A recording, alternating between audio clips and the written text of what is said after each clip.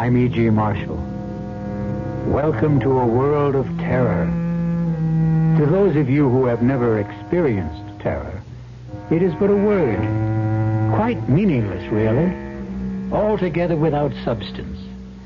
But to those who have felt its icy touch, it has the same mind-shattering meaning it had for Jane Prentice when Iris Patterson told her, "You'll just have to pretend you know nothing about all this. Act like a bride." Like a bride? No, I can't. It's up to you. You're really in no danger at this point. You won't be till you sign the insurance application. I won't sign it. You'll have to, so you don't arouse his suspicions. Oh, and one thing more. Yes? Whatever you do, don't cross him. Do as he says, precisely as he says. Always. Or we may not be able to save you.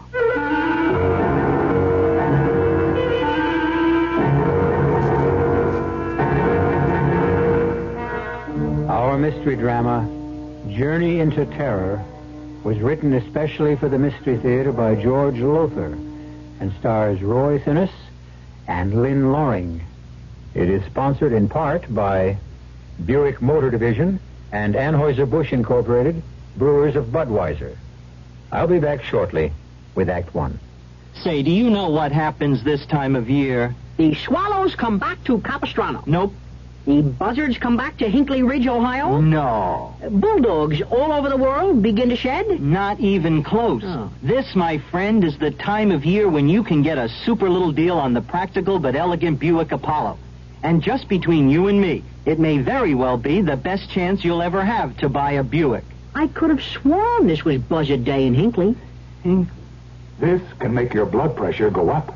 And Madame wish? Oh, I'd like pate to start, I think. Oui, Madame. And Darling. vichyssoise. Darling. Chateaubriand, yes, and petit pois. Darling. Yes, dear. I forgot my wallet. What, again? Oh, monsieur. Yes, your blood pressure can go up, but usually it will come back down again. If it doesn't, you may have hypertension. But hypertension can be controlled. Your Heart Association advises you to see your doctor regularly. Gotcha. Now that you got rid of the mosquito, Darn mosquito really bit me. here's how to get rid of the stinging pain and itch. How? With Camphofenique. That awful itch is caused by fluid mosquitoes inject under your skin. The penetrating action of Camphofenique gets to the cause to stop the itch. Protects against infection from scratching, too. That Camphofenique really works. Camphofenique relieves the sting and stops the itch instantly. Camphofenique.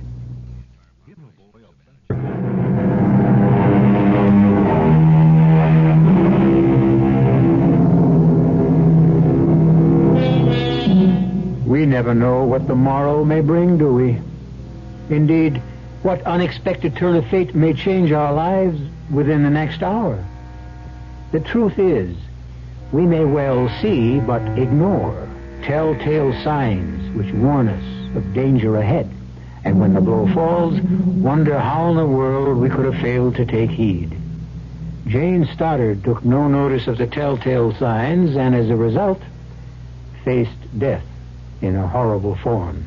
I certainly admire the way you're taking the sudden change in our honeymoon plans, Jane. You're a real sport. Nonsense, Tom. Whither thou goest, I will go. To Detroit instead of the Bahamas on your honeymoon?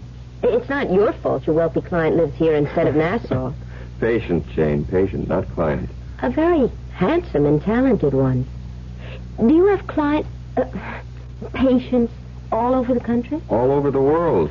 You mean we're going to be traveling constantly? Oh, no. My practice is mainly in New York, but now and again I'm called into consultation. We'll have fun, sweetheart. You'll see. And now I'd better get a move on, or my patient will find himself another doctor. Will you be long? No, a few hours. Why don't you get out of this hotel and do some shopping? Maybe. But right now I think I'll just stretch out and rest a bit. Good. Then you'll be in great shape for the theater tonight and some dancing later. See you in a few hours, sweetheart. Darling. Bye now. Bye, dearest. Oh, dear. To think I could be sunning myself on Paradise Beach right this minute. Nice hard bed. good to stretch out. Turn on the radio. Get some music.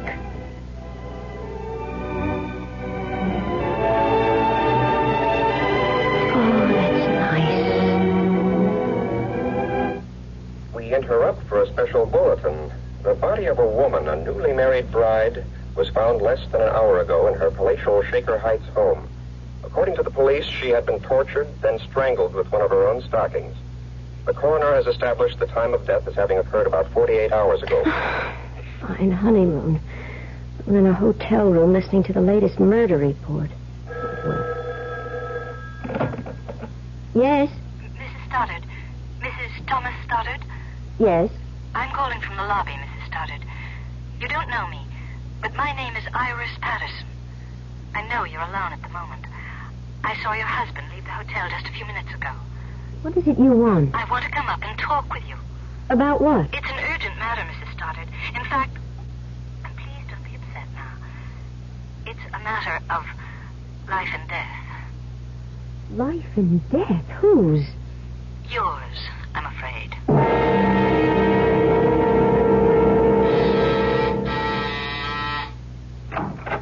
Come in, Miss Patterson. Yes, but Iris will do.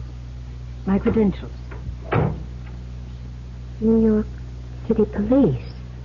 Special Branch Detective Division. You're a detective? Yes. Well, what in the world do you want with me? Mrs. Stoddard, what I'm about to tell you is going to shock you. But please keep in mind that, at the moment at least, you're in no danger. Danger? At the moment? What are you talking about? Let me explain. About an hour ago, the body of a young woman, a bride, was found in her home in Shaker Heights. I just heard the bulletin on the radio. Did you? What has that murder got to do with me? She was murdered by your husband. Here, please, here, let me.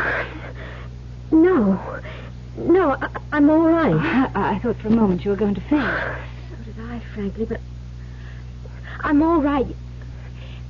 Surely you've made some sort of mistake. No, I'm afraid not. But you must have. Tom, my husband can't possibly be a murderer. No matter what you say, I can't and I won't believe it. I don't blame you for feeling as you do, of course, but perhaps you'll believe me if I tell you a few things about yourself that will surprise you. Such as what?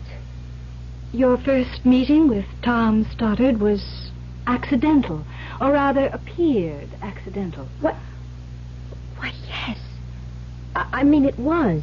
It was in New York City. It was raining. We both hailed the same cab at the same time. And at his suggestion, you shared it. Yes. It happened roughly 10 days, 2 weeks ago. Yes, but how do you know? It's his M.O., his modus operandi, the way he operates. Now, I'm quite sure, for example, that you have no family to speak of, no mother, father, they're dead, no brothers and sisters. That's true. And few close friends. You lived alone. No roommate. You're absolutely right, but I still His don't... victims are always young women who are alone in the world. You see, this helps to make them easy prey.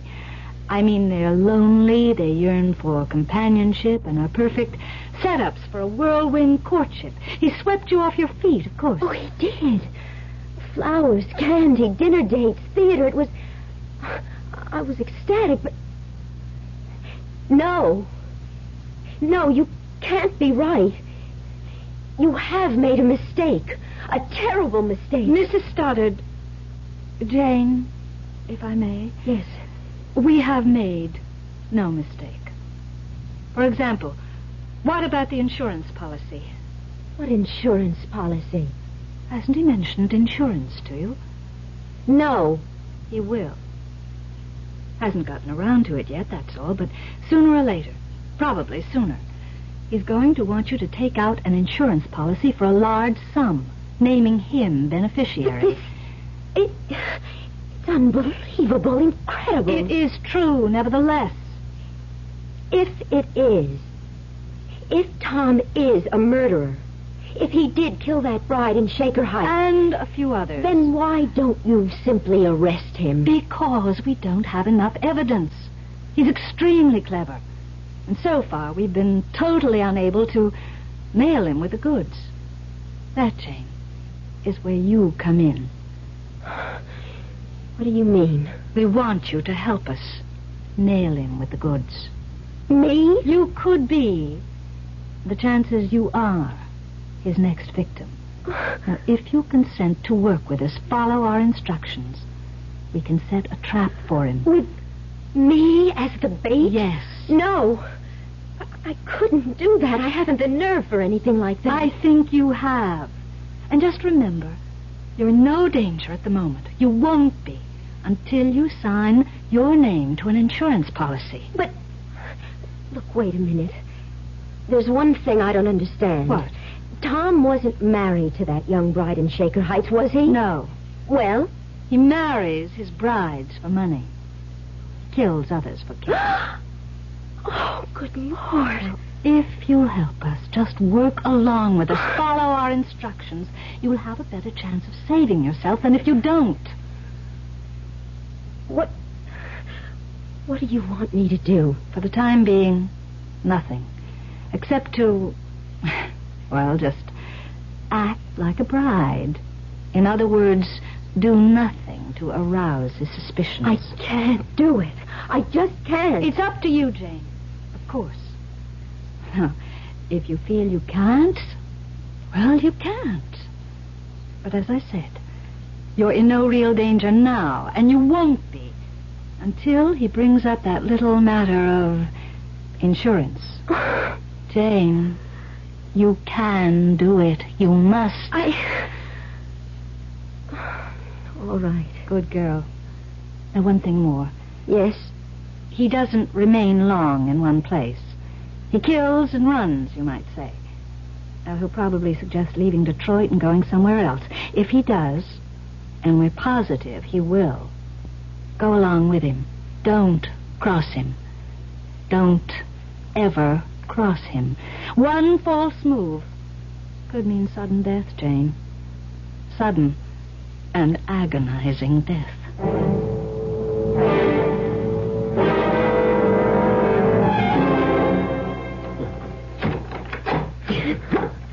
I thought the third act was a riot, didn't you, Jane? Yes. Yes, it was, Tom. I noticed you didn't laugh much, though. Of course I did. It seemed to me the only times you laughed were when you caught me watching you. Tell you the truth, honey, you've been kind of depressed all evening and trying awfully hard to act as if you weren't. Well, to be honest, Tom, I'm just not feeling well. Well, maybe you are yearning for Nassau and the Bahamas. Wishing you were there instead of here. I'm with you, Tom, and that's all that matters. Sure? Couldn't be surer. And anyhow, I like Detroit. I'm enjoying myself. I'm sorry to hear about that. Why? Well, we're leaving for Los Angeles in the morning. Oh? Well, what do you mean, oh? Just, oh. Tom, why are we going to Los Angeles? Another patient? No, I had a call from Greg Benson, a colleague, a friend of mine. He's managing the National Conference for Psychiatrists in Los Angeles. Our head speaker was taken ill, and he can't appear tomorrow evening, and Greg asked if I'd fill in. Oh, well, that's fine, just fine. You're not upset? I said it before, and I'll say it again. Whither thou goest, there go I. And what say we head for bed? Bed? Bed. You know, that thing you lie on, close your eyes, and go to sleep? I'm not really sleepy. If I go to bed now, I'll just toss and turn all night long. Okay, then. Suppose we sit and talk about our future together. What's to talk about? Redecorating our new apartment. You said you wanted to. How much money you'll need for the household expenses. Oh, and insurance. Insurance? Naturally, I'm going to make you beneficiary of all my life policies. In fact, that's already in the works. Ed Kearns, my agent, is handling it. And he suggested, and I agree, that we ought to take her, a policy in your name, making me beneficiary. $100,000, say. Seems a lot of money. Well, I suppose it is. But let's say you're worth it. I mean, what is it? What? You went white as a ghost. Say, you are off your feed. Come on over here. Let me put my arms around you and hold you. Yeah, that's better, isn't it? Yes. Happy? Yes. You better be. Because you're in real trouble if you're not. Trouble? Sure. Happy or not, you're stuck with me. Till death do us part.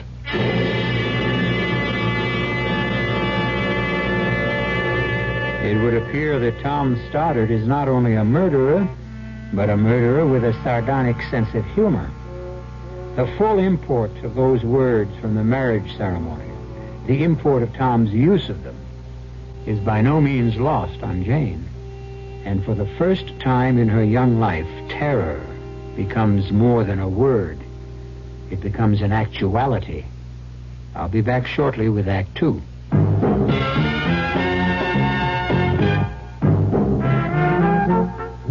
Some beer drinkers have funny ideas about beer.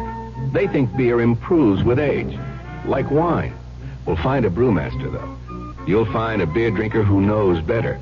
The Budweiser brewmaster says it all depends on how beer is aged. Just letting beer sit in lagering tanks makes it older, not necessarily better. That even goes for keeping a case around the house for a couple of months. But there is one kind of aging that's good for beer, the Budweiser kind, beechwood aging. In this kind of aging, something happens. It lets all the flavor of the choicest hops and best barley malt that go into Budweiser get through to you. Sure, it takes more time and trouble to brew Budweiser that way, but brewing beer right does make a difference. Anheuser-Busch, St. Louis. Just because you feel scorched by hot summer weather, there's no reason why you should have to walk around looking scorched. But a lot of irons that are good at removing wrinkles also do a good job of tattooing your clothes with brown spots. Frank Lieber here for True Value Hardware Stores, who have something to make burning and scorching a thing of the past. The new Scorch Spray Steam and Dry Iron by Hamilton Beach. It has a unique fabroscope that signals you when the iron has reached the correct temperature for any fabric, so it can't scorch or burn. It sprinkles on any setting, so you can remove those deep-down wrinkles easily. And it's self-cleaning. Cleans itself through the back and not the vents, so you won't end up with dirt, lint, or chemical deposits on the sole plate. Take the worry and guesswork out of ironing. Get the Hamilton Beach No Scorch Spray Steam and Dry Iron. It's just $9.99 at the True Value Hardware Store nearest your home.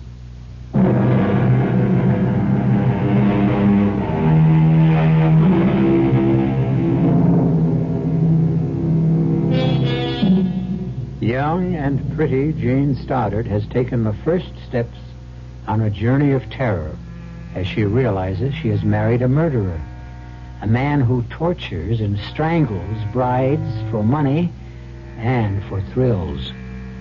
Detective Iris Patterson of the New York Police Department has warned Jane that Tom Stoddard kills and runs. And now, as Jane finds herself with him in a Los Angeles hotel suite... So, once again, my darling, I'm off. Fine honeymoon I'm giving you. Where's the conference being held, Tom? Belmonte Hotel. Why? I just wondered. You didn't say, and if I wanted to get hold of you for any reason. Don't. Don't? Don't even want to get a hold of me. I'm going to be up to my ears in work. Oh. Well, all right. I'll see you later.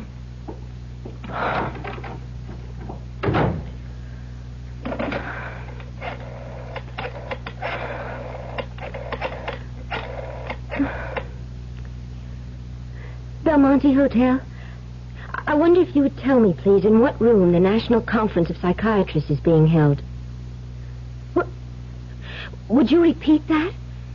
There is no Conference of Psychiatrists being held at the Belmonte? Yes. Thank you. That's what I thought you said. Oh, Jane, girl, police or no police, you're getting out of this hotel and out of Tom Stoddard's life right now. Yes? Jane. Iris. Detective Iris Patterson? Yes? Jane, I'd like you to get a taxi and meet me at the Santa Monica Pier. Santa Monica Pier? We think Stoddard may be getting suspicious. I've got to talk to you, and I'd like to do it where there's no chance of his discovering us. So if you could meet me... Iris, I'm sorry, but I'm not meeting you at Santa Monica Pier or anywhere else. That means you've changed your mind. I was packing when you phoned. I'm getting out of here. And going where? Back to New York. Don't do that, Jane. Why not? Because he'll follow you. Wherever you go, from here on, he's going to follow you because... Listen, Jane, there's a lot you don't understand, and I ought to explain. You can't run away from Stoddard. If you try, you'll be sealing your own death warrant. Jane, please, for your own safety, meet me at Santa Monica Pier. If you still want out after that, okay. All right. I'll meet you. When? Half an hour. I'll be watching for you.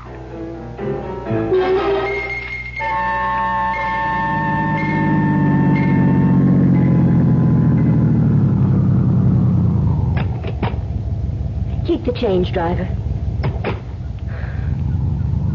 Jane!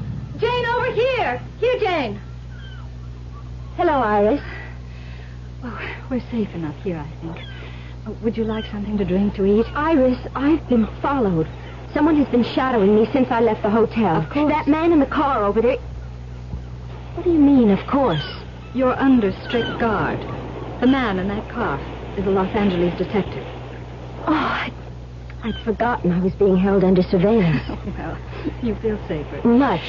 Well, you're half an hour late, though. What happened? Iris, I'm sorry, but... Wait, you won't believe this. I couldn't find the pantyhose that go with this dress. I hunted high and low, and What's the matter? Nothing. Nothing. Iris, there is something. The second I mentioned pantyhose, you got a funny look on your face. Okay. I wanted to keep it from you. No sense alarming you unnecessarily. Jane, there's been another murder. Here in L.A. A bride strangled with a pair of pantyhose after being tortured. No. Iris, that does it. I'm getting as far from Tom Stoddard as I can. Jane, another girl who married Tom Stoddard became afraid of him, left him, and tried to hide from him, and... Well, it took him 2 years to find her and kill her. But he found her and he killed her. No! The simple truth is your safety lies in our arresting Stoddard with enough evidence to put him behind bars for life. Now tell me, Jane, has he mentioned that insurance policy yet? Yes. Last night in Detroit. He wants to take out a $100,000 policy on my life with him as beneficiary. You didn't sign anything, an application for the insurance? No. Well, then you have nothing to worry about. Until he asks to sign, you're relatively safe. Relatively. Don't worry. Safe enough. Iris, what did you want to talk about? Well, the next step is getting started with the goods. By this time tomorrow, unless we miss our guests, you'll be in Miami, Florida. What? Where... Now, look, I'm going to lay this on the line, Jane, and I want you to understand clearly what you're in for. Where we want to catch Stoddard in the act. The act of murder. Of murdering you. To be precise, the act of attempting to murder you. He won't succeed, of course, because you'll be surrounded by police. Of course. I mean it. Now, the reason we feel sure he'll be heading for Miami, probably tomorrow, is because that's where the original murder took place. The original murder? Yes, here's the story. You see, nearly 5 years ago, Stoddard fell in love with a gorgeous... well, sex pot, madly in love. They met and they married in Detroit, came here to L.A. on their honeymoon, and... Then went on to a beach cottage a few miles north of Miami Beach. Why did he murder her? All right, I'm coming to that. Stoddard had to be away for 24 hours or so on business, and he left his bride in the cottage. But then he changed his plans, you see, unexpectedly, and came back to find her with another man. He killed the man first. And he spent hours torturing his bride before he killed her. I don't get this. If he killed this woman in Miami, and you know he did, how come he's still free? How come he's not in prison? He was, for more than 3 years. He got off with a reduced sentence on a plea of temporary insanity. I see. Only as we see it, and have every reason to believe, he's still insane. You really mean it when you say if I try to go somewhere he can't find me, he'd still find me? He'd still hound you until he does find you, yes. Then I had no choice, have I? I don't think so. All right, Iris. I'll go along. What else can I do?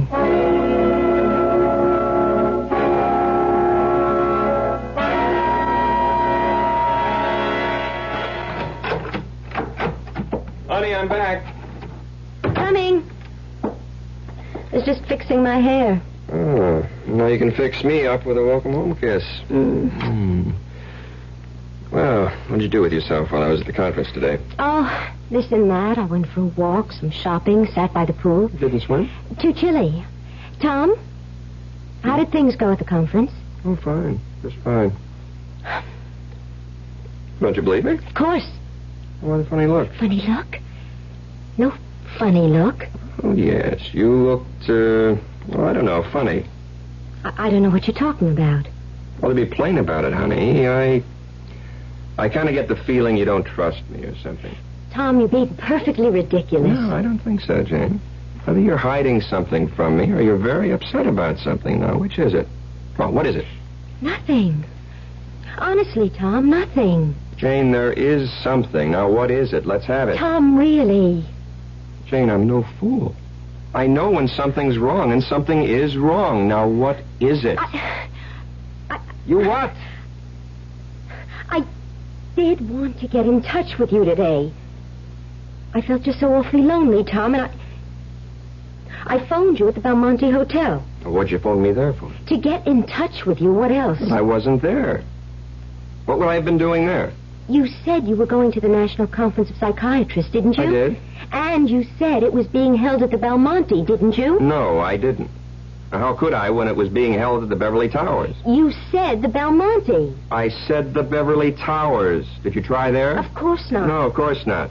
Well, why should you if you misunderstood what I said this morning? You know what? I think you're fed up with this whole so-called honeymoon, which so far hasn't been any kind of a honeymoon at all.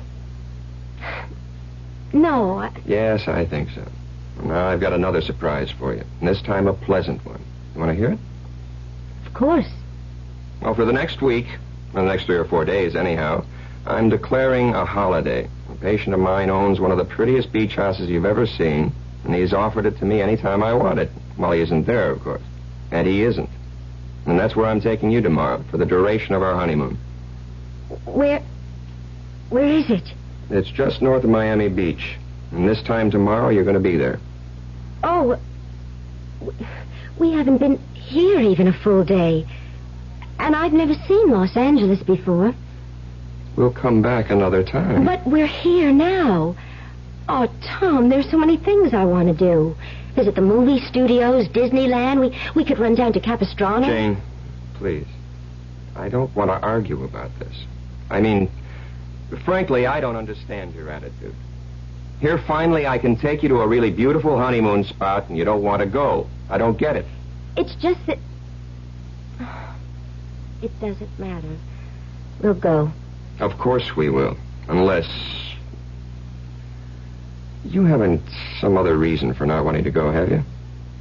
Other reason? Other than wanting to stay in Los Angeles. Why, no. What other reason could I have? That's what I asked you. There's nothing wrong, is there? No, Tom, of course not. You sure? Tom, you're hurting my arm. Well, I'm sorry, honey. I'm sorry. I wouldn't hurt you for the world. Kill you, maybe, but not hurt you. Kill me? Oscar Wilde, I think, said, each man kills the thing he loves. And if that's so, considering how much I love you, sweetheart, you haven't long to live.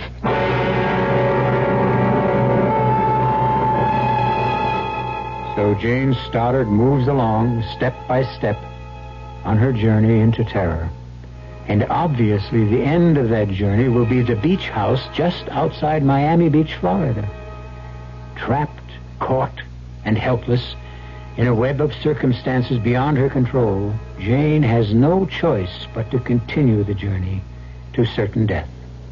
I'll return shortly with Act 3. Excuse me, sir, but do you know what happens this time of year? Right on, pal. I happen to know that right about now a freak blizzard falls on Dumont, New Jersey, and they're snowed in for the rest of the summer. Happens every year. Nope. You see, what happens this time of year is that you can get a particularly good deal on what is perhaps the most luxurious mid-size car on the market, the mid-size Buick Century Regal. Well, what good's a car when you're hopelessly snowed in? Well, that's a point. Spruce and maple trees give us the violin.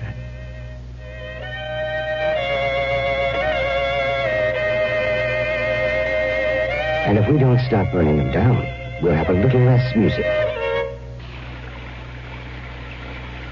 Sometimes a gentle rain in one place adds up to a raging torrent in another. A torrent that can uproot lives as well as trees. Essence of beauty, breath of immortality, man's cherished treasures.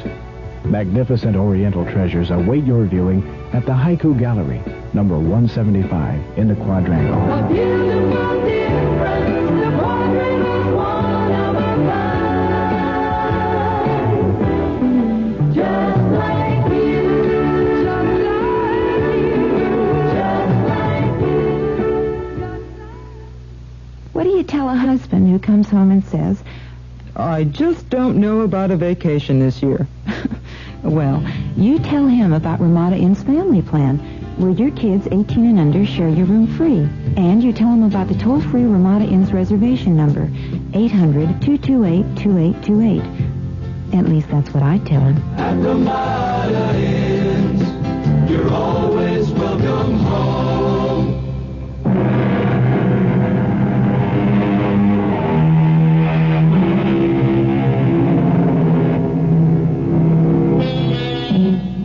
How strange, how inexplicable are the workings of fate. How curious, too, that the fearful things that happen to others we never consider may happen to us. Could we, any of us, ever find ourselves married to a murderer, as Jane finds herself married to Tom Stoddard? Seems hardly likely. Might we one day realize we are headed for sudden death and powerless to prevent the inevitable? Scarcely possible. Well, Jane once thought so too, if she thought about it at all. But now, with a murderous husband at her side, she flies toward Miami Beach, Florida, and death. Jane? Sweetheart, what is it? What, Tom? I don't... You seem so tense. No, nervous maybe. Flying always scares me a little. Well, soon landing in Miami, so relax. I'll try. Oh, Kearns, my insurance man, sent me that application in L.A. I got it right here. Application? You know, the insurance policy I'm taking out on your life. Now, here's a pen. You can sign it now. Now, shoot it back to Kearns from Miami Beach. Well, sign it, honey. Yes, of course. Good. That takes care of that. Oh, mind if I settle back and catch 40 winks? Of course not. I'm going up to the ladies' room. Okay.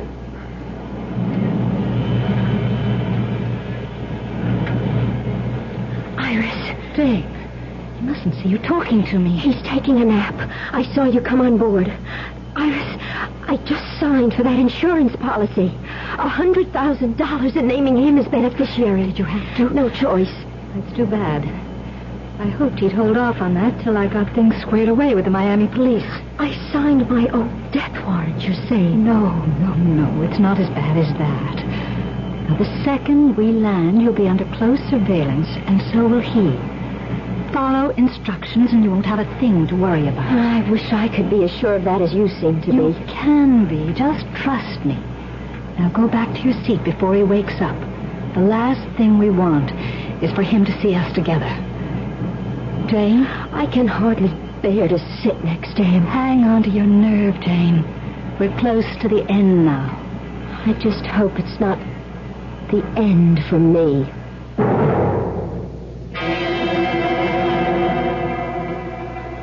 Well, what did I tell you?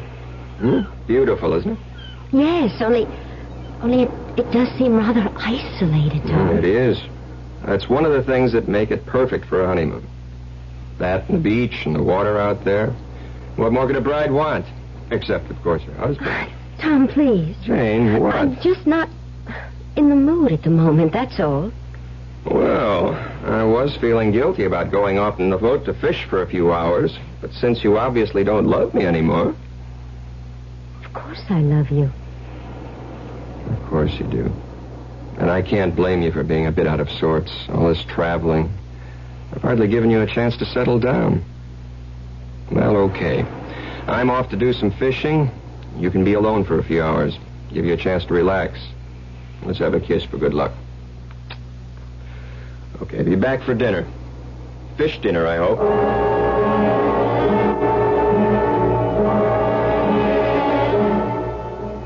Jane! Oh, Iris. Thank heaven you're here. Tom's gone fishing. Yes, we know. We watched him leave in the boat half an hour ago. We? Myself and 2 detectives assigned to the case. Now, look, Jane. I've got something to tell you you're not going to like.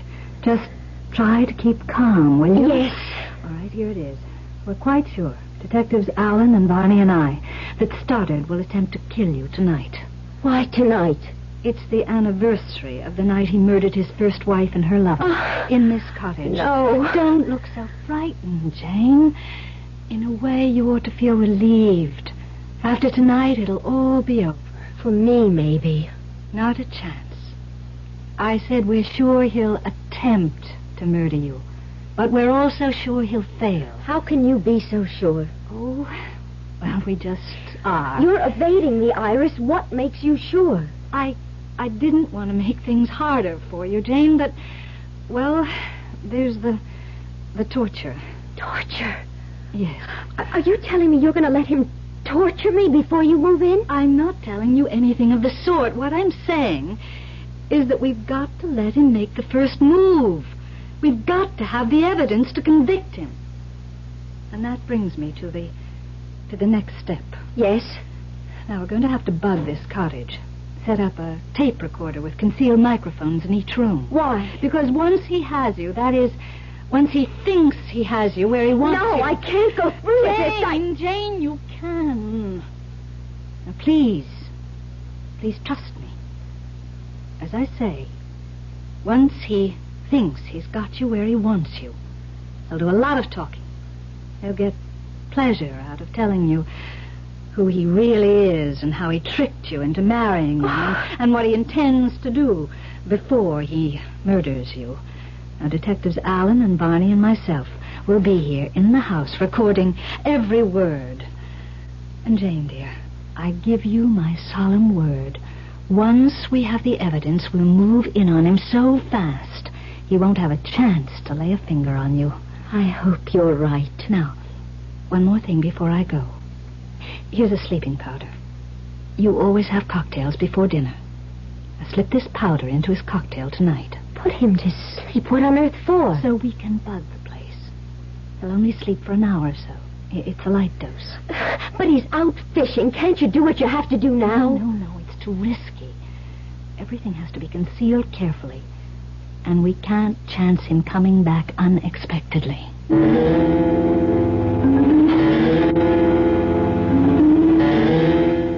Home as a sailor, home from the sea, without a single fish to show for it. Oh, Tom, no luck? Oh, lots of it. All bad.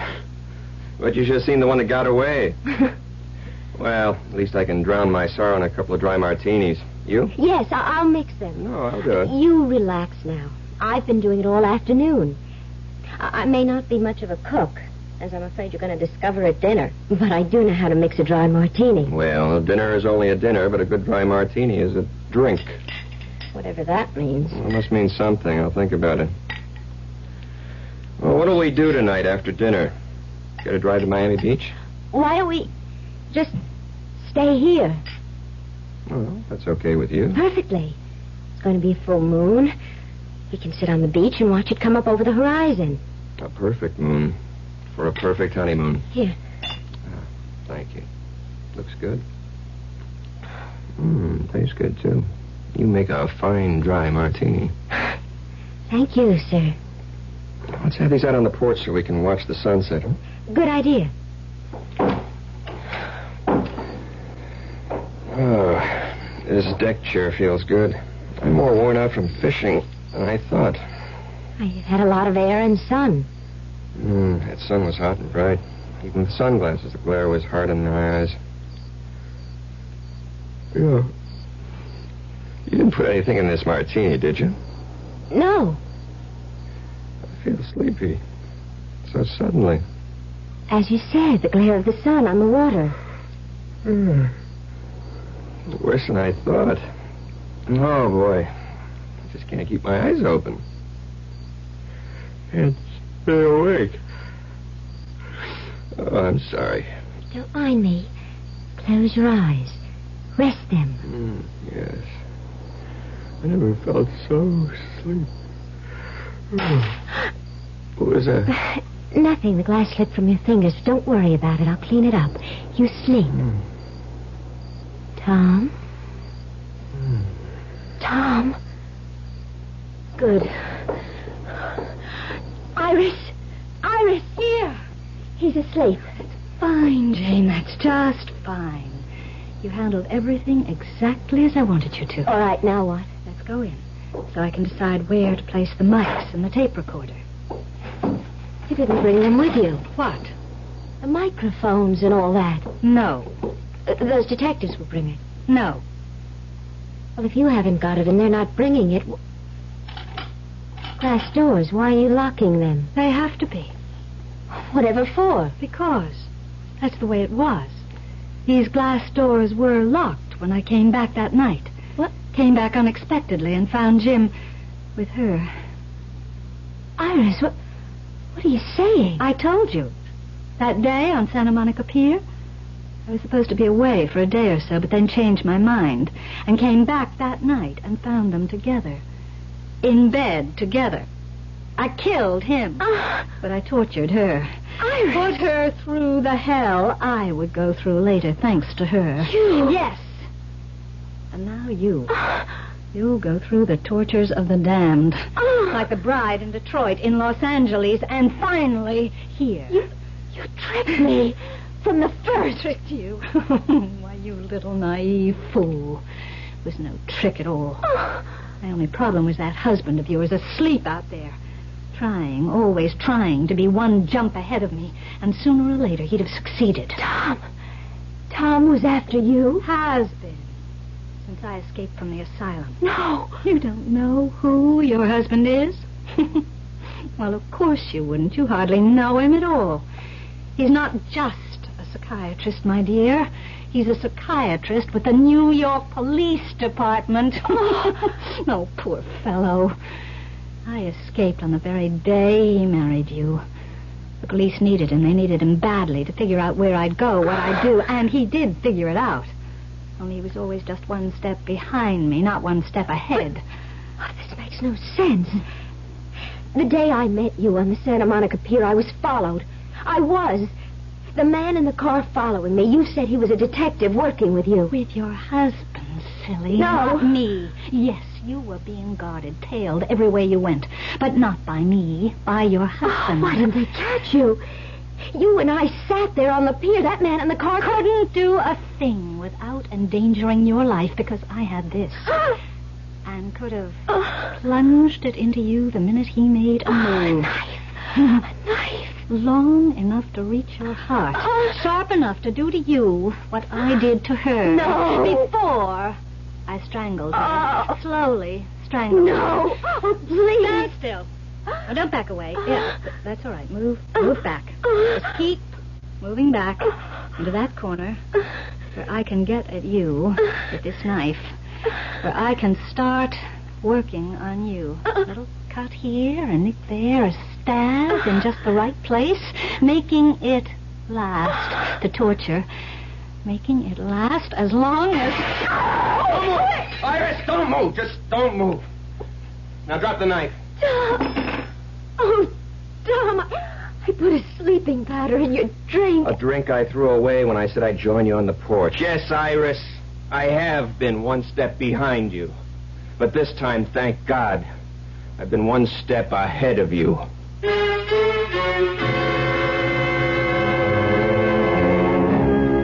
I seem to remember saying that our lives are fraught with the unexpected. Also seems to me that, wrong as I can be at times, this time I was right. Glad I was. Jane Stoddard was only a pawn in the game the fates play. But thank heaven, she remains a living pawn. I'll return in a moment. Who knows how to help you solve your shopping problems? Your Better Business Bureau knows. What with all this oil shortage and all, Mrs. and I are talking about having our furnace checked out. I wonder what we should do. I can give you some advice about what to do. Yeah? Who are you? I'm the man from your Better Business Bureau. Now, it may be true that your furnace is in need of repair or even replacement. But don't be rushed into such a decision. Shop around. Get 2 or 3 estimates. Don't sign any contract until you have read and understood it thoroughly. And if the installation requires alterations to your home, be sure a permit has been obtained if required. And don't sign a completion certificate until that work has been satisfactorily completed. Just another tip from your Better Business Bureau. Once upon a time, there came to pass a new law, and great changes came over the people. They were happy and busied themselves at work they enjoyed. They were kind to the earth, and it gave back to them. No one had to lock doors or put fences around their land. Everyone had enough to eat. The sick and the aged were cared for. The people stood proud and tall. In the land of make-believe, there were no poor. The Campaign for Human Development is working to make the same thing happen in our real world. Campaign for Human Development, United States Catholic Conference.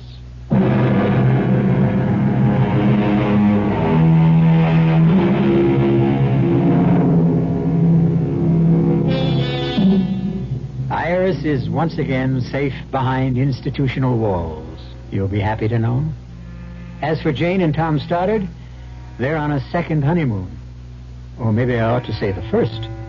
The other one doesn't count. Our cast included Lynn Loring, Roy Finnis, and Carol Teitel. The entire production was under the direction of Himan Brown.